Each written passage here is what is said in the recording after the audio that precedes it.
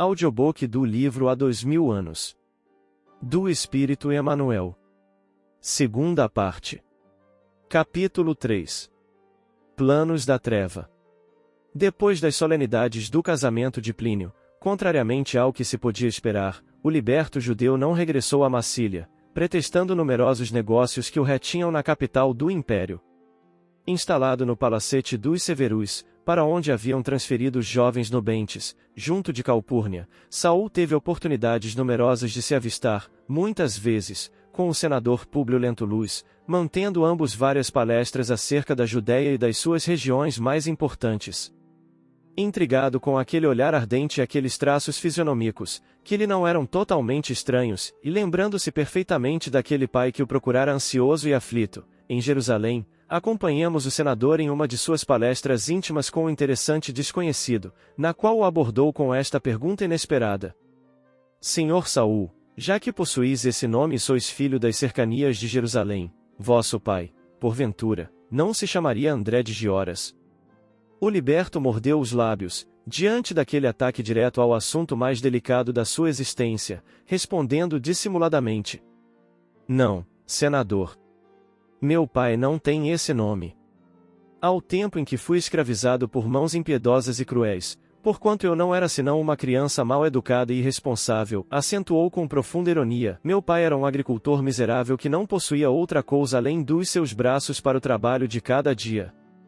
Tive, contudo, a felicidade de encontrar as mãos generosas de Flamínio Severus, que me guiaram para a liberdade e para a fortuna, e hoje o meu progenitor, com o pouco que lhe fornecia, aumentou as nuas possibilidades de trabalho, desfrutando não somente certa importância social em Jerusalém, como também funções superiores no templo. Mas, por que me perguntais?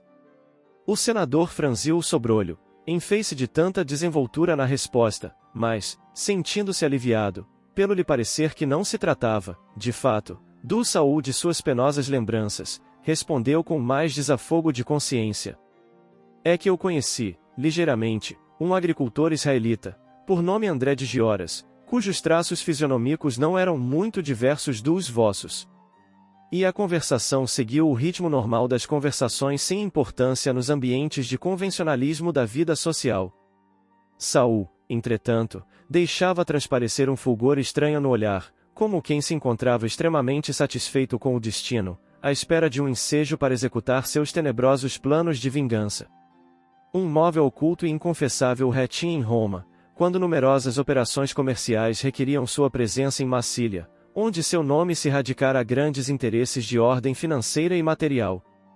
Esse móvel era o intenso desejo de se fazer notado pela jovem esposa de Plínio, cujo olhar parecia atraí-lo para um abismo de amor violento e irreprimível. Desde o instante em que a vira com os adornos do noivado, no dia aventuroso do seu enlace, parecia haver-lo obrigado à criatura ideal dos seus sonhos mais íntimos e mais remotos. Na realidade, os filhos de seus antigos senhores mereciam o seu respeito e o maior acatamento, todavia, uma força maior que todos os seus sentimentos de gratidão o levava a desejar a posse de Flávia Lentúlia, a qualquer preço, ainda que fosse o da própria vida. Aqueles olhos formosos e cismadores, a graça carinhosa e espontânea, a inteligência lúcida e delicada, todos os seus predicados físicos e espirituais, que observara agudamente, nos poucos dias de permanência na cidade, o autorizavam a crer que aquela mulher era bem o tipo das suas idealizações. E foi engolfado nesse turbilhão de pensamentos sombrios que 2 meses se passaram, de expectativas inconfessáveis e angustiosas, sem que perdesse a mais ligeira oportunidade para demonstrar a Flávia o grau do seu afeto, da sua admiração e estima, sob as vistas amigas e confiantes de Plínio. Na soledade de suas preocupações íntimas, considerava Saul que, se ela o amasse, se correspondesse à afeição violenta do seu espírito impetuoso e egoísta, jamais se lembraria de exercer a planejada vingança sobre o coração de seu pai, indo buscar o jovem Marcos Lentulus para o lar paterno e liquidando o pretérito de visões tenebrosas. Contudo, se acontecesse o contrário, executaria os seus diabólicos projetos, deixando-se embriagar pelo vinho odiento da morte. Nessa época, corria já o ano de 47 sem nos esquecermos de Fúvia e sua filha. Vamos encontrá-las, de novo, sob o domínio dos mesmos sentimentos cruéis e tenebrosos. Em vão desposar Aurélia a Emiliano Lucius, que, para ela, não representava, de modo algum, o tipo do homem que o seu temperamento supunha haver encontrado no filho mais moço de Flamínio. E foi assim que, depois dos primeiros desencantos e atritos no ambiente doméstico, a conselho da mãe, na sua própria companhia, procurou recorrer às ciências estranhas de Araxes, célebre feiticeiro egípcio, que tinha uma loja de mercadorias exóticas nas proximidades do Esquilino.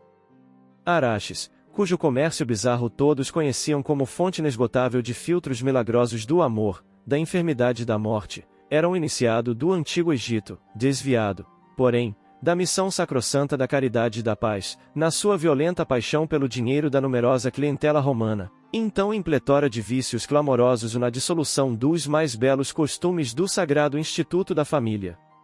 Explorando-lhe as paixões inferiores e os hábitos viciosos, o mago egípcio empregava quase toda a sua ciência espiritual na execução de todos os malefícios e crimes, motivando enormes danos com as suas drogas venenosas e seus estranhos conselhos.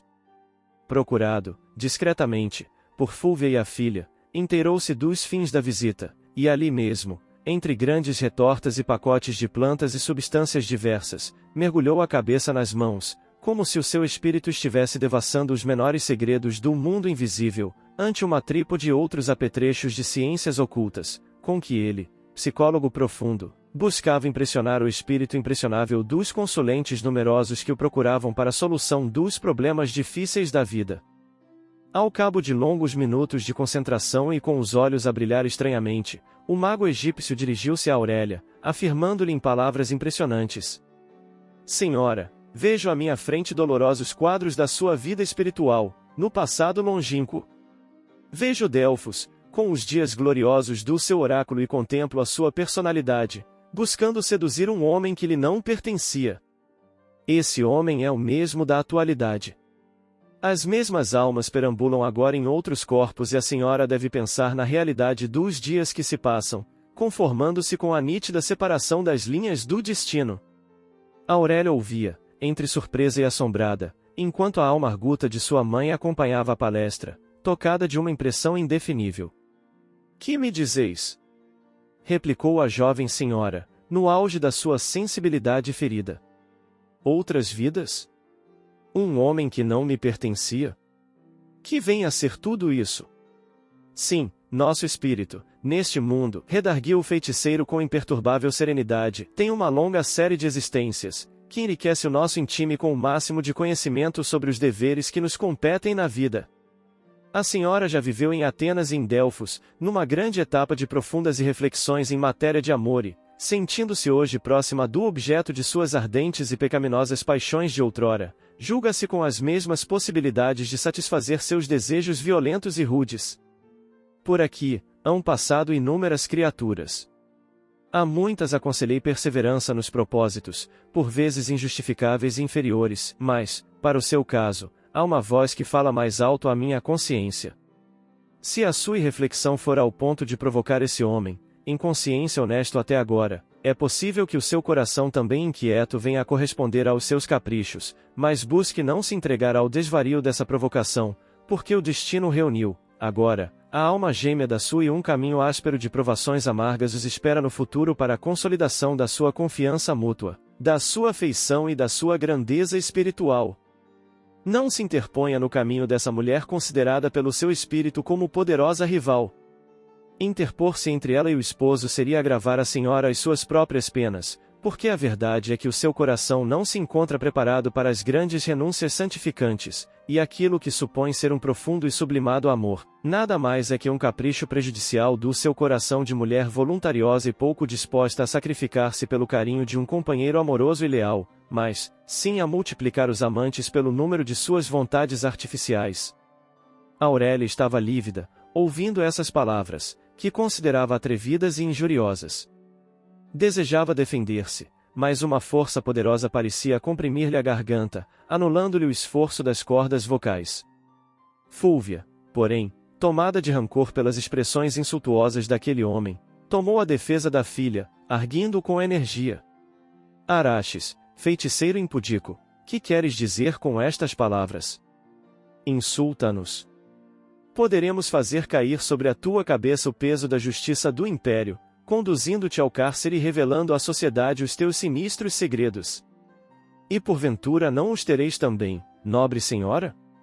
Revidou ele imperturbavelmente: estaríeis, assim, tão sem culpa, para não vacilar em condenar-me? Fúlvia mordeu os lábios, tremendo de ódio e exclamando com fúria: cala-te, infame! Não sabes que tens diante dos olhos a esposa de um pretor? Não me parece, murmurou o feiticeiro com serena ironia, pois as nobres matronas dessa estirpe não viriam a esta casa solicitar minha cooperação para um crime. E, ao demais, que diriam em Roma de uma patrícia que descesse ao extremo de procurar, na intimidade, um velho feiticeiro do Esquilino? É verdade que muitos males tenho praticado na minha vida, mas sabendo todos que assim procedo e não busco a sombra das boas situações sociais para cobertar a hediondez da minha miserável existência. Ainda assim, quero salvar a mocidade de tua filha do lôbrego caminho de tuas perversidades, porque na hipótese de seguir-te aos coleios de víbora, na senda da esposa criminosa e infiel, seu único fim será a prostituição e o infortúnio, rematados com a morte ignominiosa na ponta de uma espada. Fúlvia desejou revidar energicamente aos insultos de Araxes, repelindo aquelas expressões injuriosas, recebidas como um atrevimento supremo, mas Aurélia, receosa de novas complicações e compreendendo a culpabilidade de sua mãe, tomou-lhe do braço, retirando-se ambas silenciosamente, sob o olhar zombeteiro do velho egípcio, que voltava a empilhar pacotes de plantas entre numerosos vasos de substâncias estranhas. Pouco tempo, contudo, pôde ele empregar na sua faina isolada e silenciosa. Dentro de 2 horas, novo personagem lhe batia à porta. Araxes surpreendeu-se à vista daquele judeu insinuante que o procurava. O brilho dos olhos, o nariz característico, a harmonia dos traços israelitas, faziam daquele homem ainda jovem uma figura singular e sugestiva. Era Saul, que recorria aos mesmos processos misteriosos, na ânsia de possuir, a qualquer preço, a esposa de Plínio, buscando o talismã ou o elixir miraculoso do feiticeiro, a serviço de suas pretensões descabidas. Recebido nas mesmas circunstâncias em que o foram as 2 personagens do nosso penoso drama, Saul expunha ao adivinho as suas torturas amorosas, junto daquela mulher honesta e digna. Após a mesma concentração já do nosso conhecimento, junto da trípode em que fazia as orações costumeiras, Araxes esboçou um leve e discreto sorriso, como quem havia encontrado mais uma estranha coincidência nos seus amplos estudos da psicologia humana. Sua hesitação, todavia, durou poucos instantes, porque, em breve fazia-se ouvir com voz pausada e soturna. Judeu, disse-lhe austeramente, louvo o Deus de tuas crenças, porque tua face foi erguida do pó pelas mãos do homem que hoje te empenhas em trair.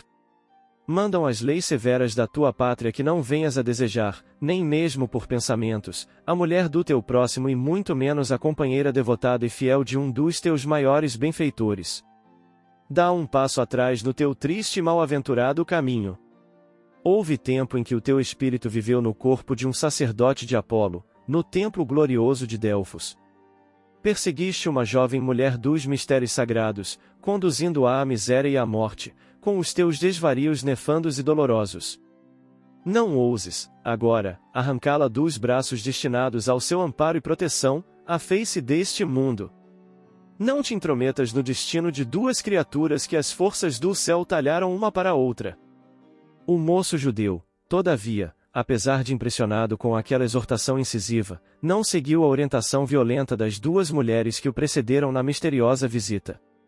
Arrancando uma bolsa de moedas, acariciou-a nas mãos, como a excitar a complacência do adivinho, exclamando com voz quase súplice: Araxes, eu tenho ouro, muito ouro, se dar-te-ei o que quiseres, pelo valioso auxílio da tua ciência.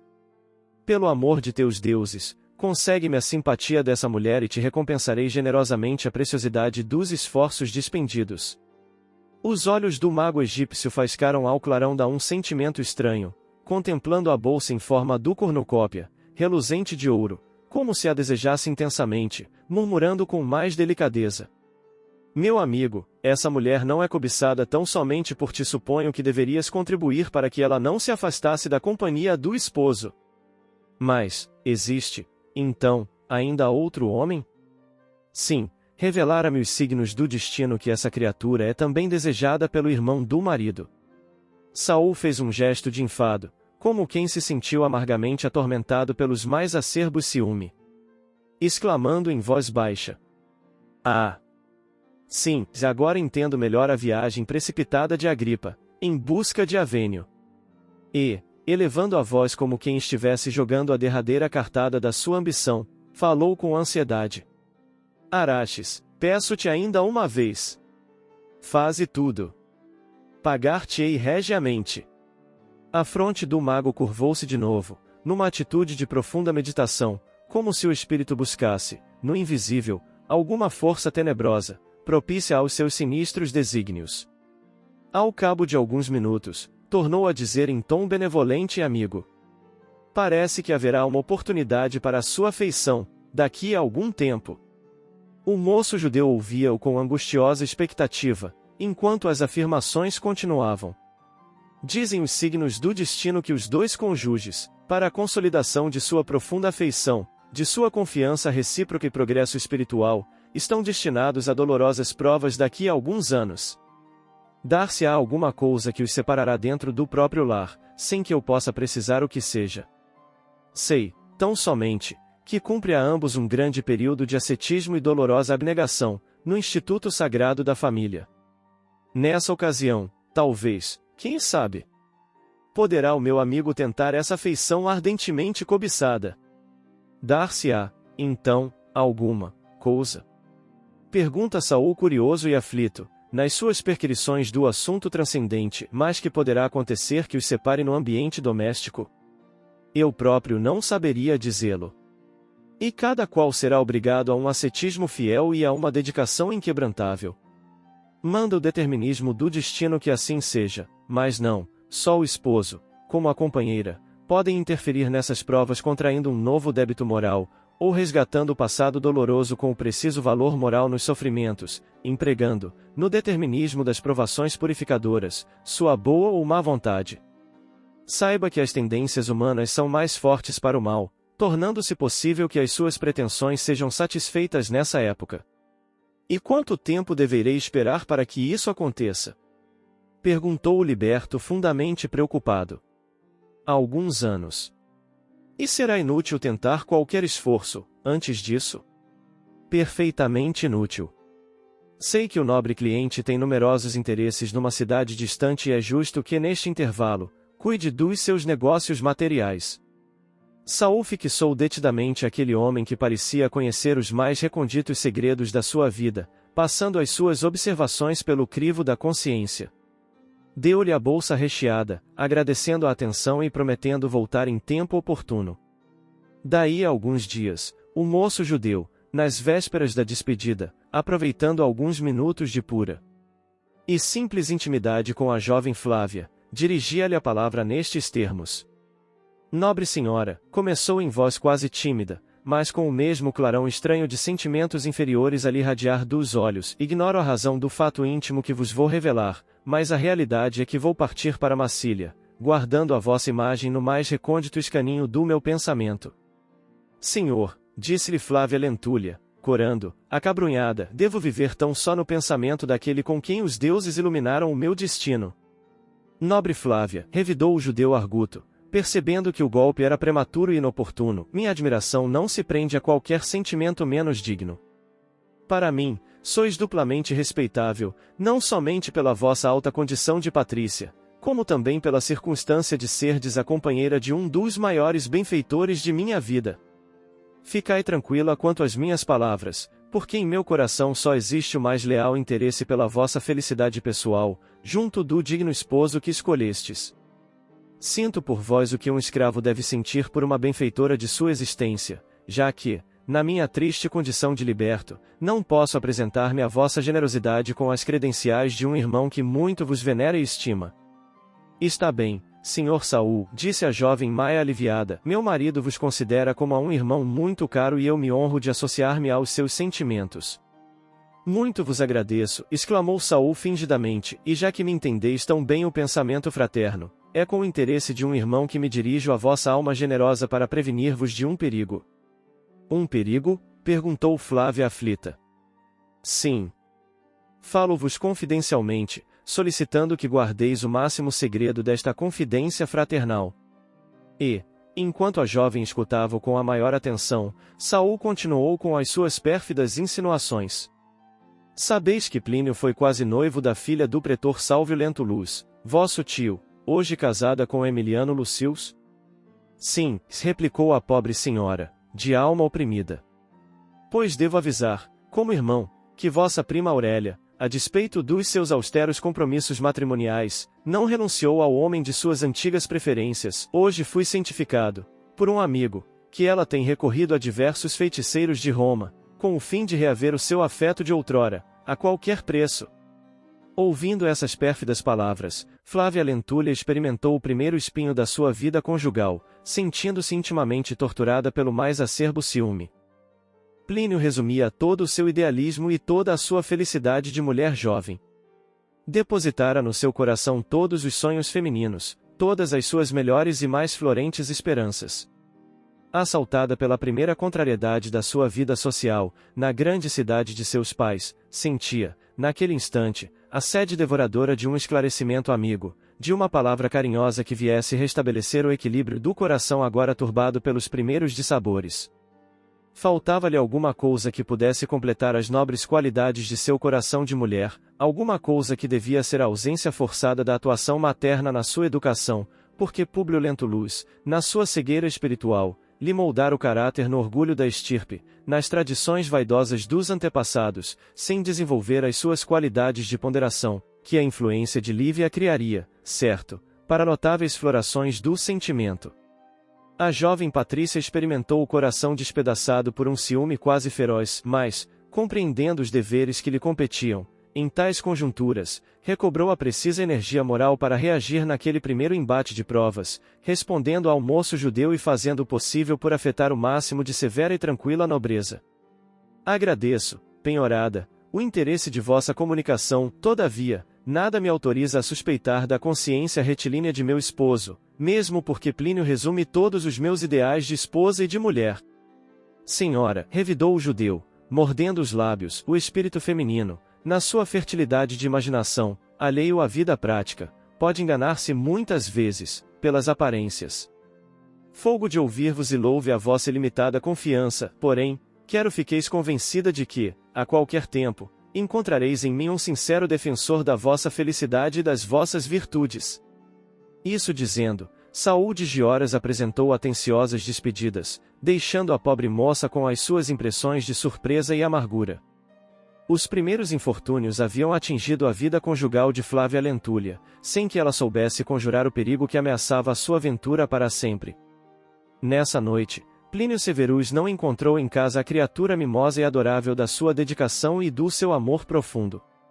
Na intimidade da alcova, encontrou a companheira cheia de recriminações descabidas e inoportunas, tocada de tristezas amarguradas e incompreensíveis, verificando-se entre ambos os primeiros atritos que podem arruinar para sempre, no curso de uma vida, a felicidade de um casal, quando seus corações não se encontram suficientemente preparados para a compreensão espiritual. No Instituto das Provas Remissoras, embora a estrada divina de suas almas gêmeas seja um caminho glorioso para os mais elevados destinos. Em breves dias, Saul regressava a Massília, esperançoso de concretizar algumas realizações de ordem material, de modo a regressar a Roma no menor espaço de tempo. E a vida dos nossos personagens continuava, na capital do Império, quase com a mesma fisionomia de sempre. O senador Lentulus prosseguia engolfado nas suas cogitações de ordem política, procurando, sempre que possível, a residência da filha, onde mantinha as mais longas palestras com Calpurnia, acerca do passado e das necessidades do presente. Quanto a Lívia, afastada compulsoriamente da filha, pela força das circunstâncias, longe de sua melhor amiga de outros tempos, pela incompreensão, e prosseguindo distante do esposo no ambiente dos seus afetos mais íntimos, refugiara-se na dedicada amizade de Ana, nas preces mais fervorosas e mais sinceras. Diariamente, ambas procuravam orar, na dolorosa soledade de seus aposentos particulares, ao pé daquela mesma cruz grosseira que lhes dera Simeão no instante extremo. Muitas vezes, ambas em êxtase, notavam que o pequenino madeiro se tocava de uma luz tenuíssima e resplandecente, ao mesmo tempo que lhes parecia ouvir longe, no santuário do coração e dos pensamentos, exortações singulares e maravilhosas.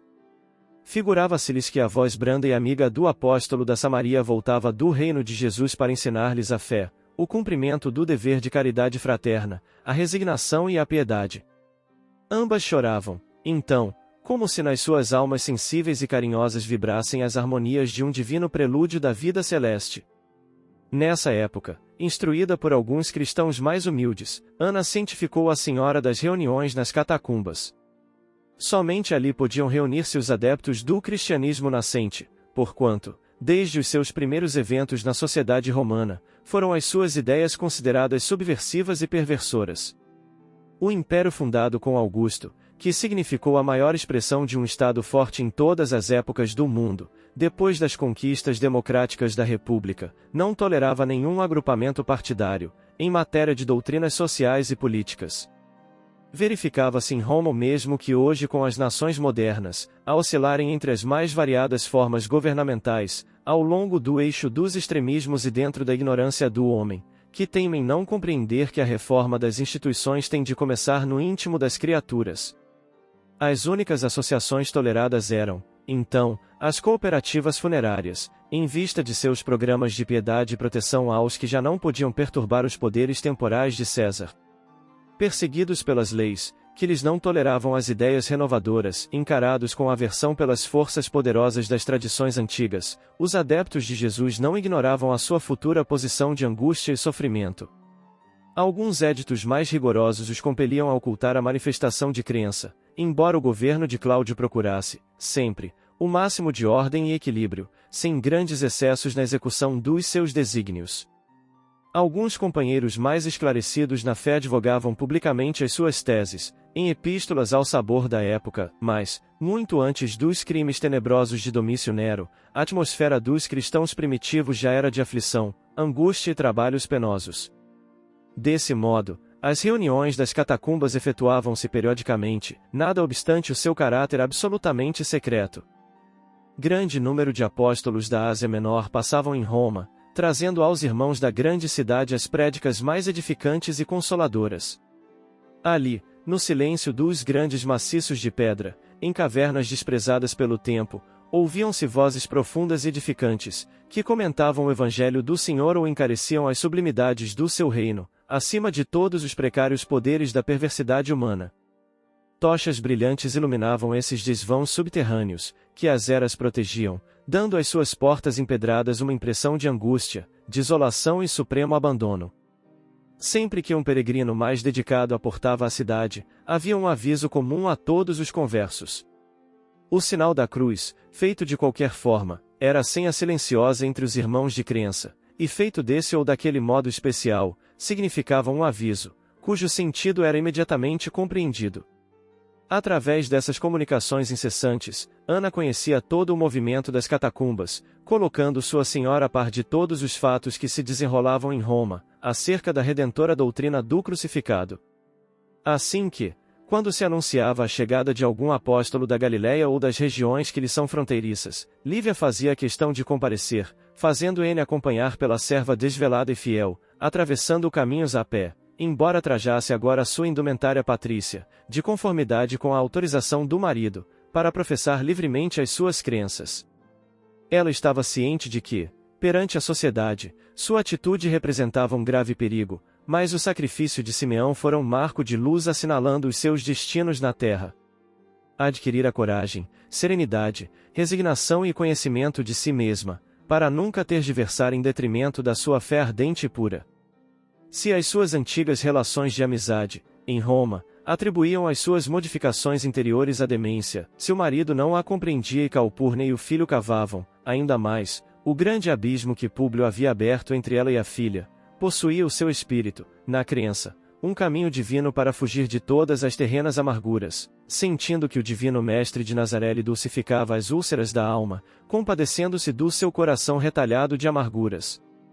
Era-lhe a fé como um archote luminoso clareando a estrada dolorosa e do qual se irradiavam os divinos clarões da confiança humana na providência divina, que transforma as provações penosas da terra em luzes sacrossantas e antecipadas das eternas alegrias do infinito.